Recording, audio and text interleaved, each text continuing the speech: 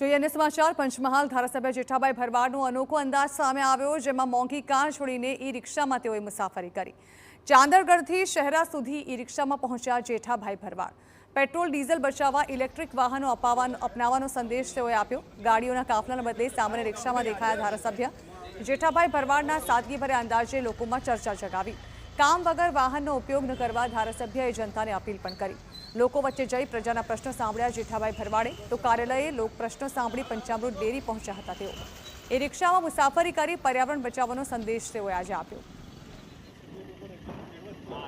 ભારતીય જનતા પાર્ટીના સૈનિક તરીકે કાર્યકર્તા તરીકે મારી ફરજ બને છે એ ફરજના ભાગરૂપે હું આજે ઈ રિક્ષામાં મારા ઘર રીણવા સ્થાનેથી પંચમહાલ ડેરી સુધી પહોંચ્યો છું અને દર વખતે પણ હું આવી રીતે જ આવવા માગું છું અને ઈંધણ જેટલું બચે એટલું બચત કરવા માગું છું અને સહકાર આપવા માગું છું અને દેશના વડાપ્રધાનશ્રીનો ખૂબ ખૂબ અભિનંદન આપું છું કે જેમણે આ અપીલ કરી છે। અપીલના અનુસંધાનમાં મારી સૌને જનતાને પણ અપીલ છે કે આ પણ ઈંધણ બચાવો